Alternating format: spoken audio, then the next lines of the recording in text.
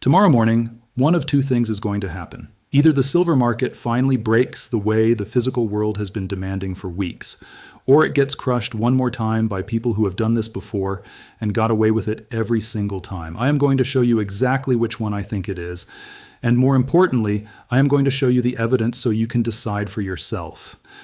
Right now, as I am recording this on a Sunday night, something historic is unfolding in precious metals markets, not because of a tweet, not because of a headline, because of a quiet, calculated move by the organization that controls how Americans trade silver and gold. And most people watching financial news right now have absolutely no idea it is happening. This week, the silver market experienced its worst single-day crash on record, 31%, gone in one session, over $1 trillion wiped out. But that crash was not the end of the story. That crash was just the setup.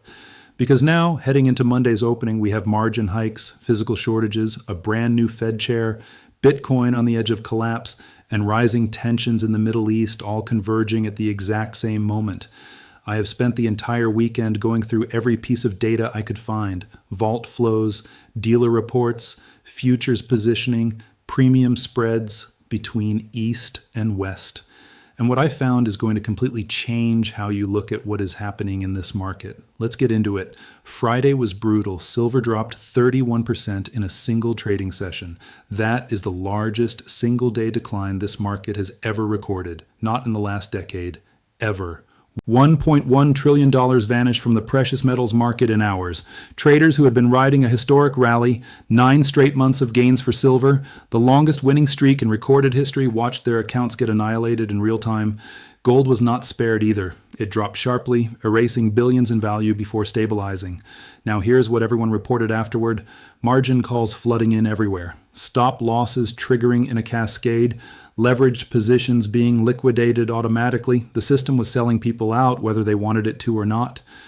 By Friday's close, silver had settled somewhere in the mid-70s to mid-80s range, depending on which exchange you were looking at. And for most retail traders, the damage was done. But here's the first thing most people missed about Friday. JP Morgan quietly closed 633 silver short contracts at the exact bottom of that crash. The exact bottom. They were betting silver would fall, and they closed that bet at the precise lowest point before any recovery kicked in. That kind of timing does not happen by accident. And then, hours later, the announcement came that Kevin Warsh had been selected as the new Federal Reserve Chair. His policy stance is essentially the opposite of what precious metals bulls want. He supports rate cuts, yes, but he also wants to shrink the Fed's balance sheet. No more unlimited money printing. Markets interpreted that as a death sentence for gold and silver. So Friday had everything working against precious metals at once. And yet something very strange happened, something that should not have happened. The physical market did not follow the paper market down. Now let me explain what is happening this weekend, because this is the move that could determine everything on Monday. The CME Group, that is the Chicago Mercantile Exchange, the organization that controls silver and gold futures trading in the United States. On Saturday, they announced another margin hike, the second one in 72 hours. Gold margins are going up another 33%, silver another 36%, platinum 25%, palladium 14%, all effective Monday morning. For context, before the first margin hike on January 28th, it cost a trader roughly $25,000 to hold one silver futures contract. After that first hike, the cost jumped to around $66,000, and now Monday it climbs even higher on top of that. So let me make sure you understand what this means in plain language. Margin is the cash you need in your account to keep a futures position open. When the CME raises that requirement, every single trader holding silver suddenly owes more money. Not next week, not when they have time to figure it out. Right now, today. If you cannot deposit the difference within hours, your position gets closed automatically. No appeal, no negotiation. The system just sells you out. Now picture this. Thousands of traders already devastated from Friday's crash, already down, already rattled, and now they get told they need to come up with 36% more cash just to stay in the game. Most of them cannot do it, so they get liquidated again, and when that many forced sales hit at the same time, the price drops, hard. The official explanation from the CME is risk management, better coverage for clearing firms after extreme volatility. But traders are not buying it. The size of the hike, the timing. coming right after the biggest crash in history. It feels less like risk management and more like a deliberate squeeze designed to flush out anyone still holding long positions in silver. And here's the uncomfortable truth. The CME has done exactly this before, multiple times, and it has worked every single time. But this time might be different, and I will show you exactly why. While everyone is focused on the paper crash and the margin hikes, the physical silver market is telling a completely different story. And this is the part that should really wake you up. Physical silver is disappearing, not dropping in price, actually disappearing from the supply chain. Bullion Star, one of the largest precious metals dealers in the world, posted an update this weekend. Their founder stated it has become difficult to near impossible for them to acquire any additional silver inventory. They are not sure they can get more at all. Golden State Mint, a major U.S. dealer, shut down silver sales entirely this weekend. The reason was not lack of demand. They simply could not secure silver to sell. And in the UK, one of the country's largest precious metals refiners and retailers shut down online sales completely. Now think about what that means for a second. The paper price of silver just crashed over 30%. If you believe that price was real, dealers should be having the biggest sale of the year. Customers should be flooding in to grab a bargain. Instead, dealers are shutting down because they cannot find metal to sell. That is not what a market bottom looks like when the fundamentals are actually weak. That is what a shortage looks like. And the numbers from Asia make it even more dramatic. Shanghai silver is currently trading at over $122 per ounce. COMEX in New York shows 85. That is a gap of nearly $37, a 43% premium. But it gets even more extreme than that. On JD.com, which is one of China's largest online retailers, physical silver bars are listed at over $163 per ounce. 163, while COMEX shows 85. That is a 91% premium. Physical silver in China is trading at nearly double the paper price in New York. Now, I want you to sit with that for a second, because one of these markets is fundamentally wrong. Either physical buyers in China are making the biggest mistake in history, or the paper price in New York is being artificially suppressed far below what silver is actually worth. Which do you think is more likely? Bullion Star put it directly in their own statement. They said sharp price declines in paper markets are difficult to reconcile with the realities of the physical precious metals market. Difficult to reconcile. That is dealer language for something does not add up here. Now, before we talk about what happens Monday, there is one more piece of this puzzle that could change everything overnight. Bitcoin, I know this is a silver video, but Bitcoin and precious metals are connected right now more than they have been in years. And Bitcoin heading into Monday is looking very weak. Bitcoin closed the weekend at 78,000. Earlier this week, I flagged 82,000 as the level to watch. If it held above 82 over the weekend, that would have been a bullish signal for Monday across risk assets, including metals. It did not hold. It closed below at 78. Now here's why that matters. If Bitcoin fails to show strength at Monday's open, the next major support level is 74,000. And if Bitcoin breaks below 74, that puts a well-known large holder significantly underwater on their position.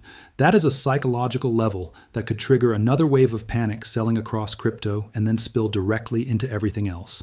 Stocks, commodities, gold, silver, all of it. Risk-off sentiment spreads fast. When traders get scared, they sell everything first and ask questions later. That is exactly what happened in March of 2020. It is exactly what happened in late 2018. So Bitcoin overnight is not just a crypto story. It is a leading indicator for how Monday morning opens across every asset class. Watch it tonight. If it holds 78 and bounces toward 82, that is one signal. If it breaks and falls toward 74, that is a completely different Monday. And then there is Iran. This weekend, geopolitical tensions in the Middle East escalated significantly. The United States deployed military assets in the region. Qatar delivered what was described as a final diplomatic message to Iran's leadership. Iran responded by stating they would not initiate conflict but would respond forcefully to any attack. Now, historically, when geopolitical tensions rise sharply, precious metals benefit. Gold and silver are considered safe haven assets. When the world feels less stable, money flows into them. But here's the catch.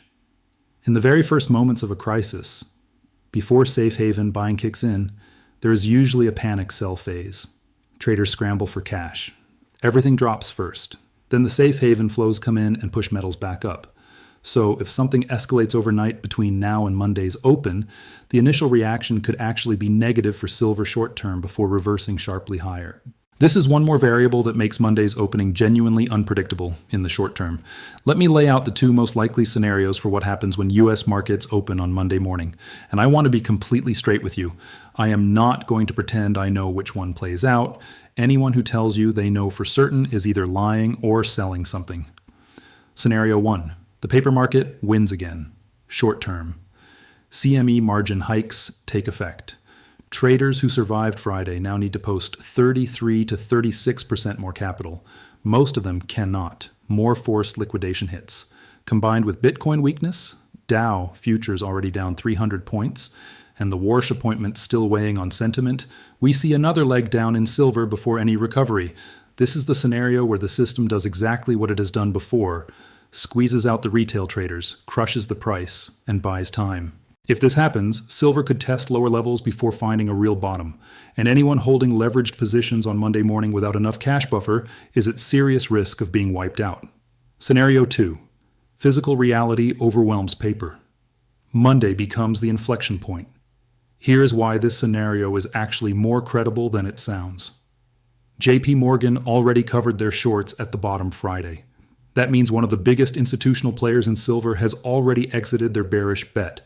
Short interest is lower now than it was before the crash. There is less institutional suppression heading into Monday than there has been in weeks. Physical holders in China and India are not selling. Dealers cannot source metal. Mints are backed up with enormous backlogs. Shanghai premiums at 43%, JD.com premiums at 91%. Every time in modern history that silver has traded at a 30% or greater discount to its fundamental supply and demand value, it has bounced back. Every single time. Silver has been green for 9 straight months, gold for 7. Those are the longest winning streaks in the history of these markets. One day of forced liquidation did not break those streaks fundamentally. It just created noise. And here's the macro backdrop that supports recovery once the forced selling stops. The Fed has already cut rates by 175 basis points since September of last year. The dollar is down 12% over the past 12 months. Financial conditions are at their loosest since early 2022. Investment-grade credit spreads are the tightest since 1998. The structural environment that drives precious metals higher has not changed. Not even close. If Asian markets tonight hold steady, if Bitcoin stabilizes, if Iran stays diplomatic, Monday could be the morning where physical demand finally overwhelms the paper squeeze and silver starts recovering toward where the physical market says it should actually be trading. Around $130 based on current supply and demand fundamentals. Before we wrap up, I want to address something that is being oversimplified everywhere right now. Kevin Warsh, as Fed chair, is being treated as purely bearish for precious metals, anti-printing, hawkish, end of the bull market, but that is not the full picture. Warsh is actually bullish on artificial intelligence and productivity growth.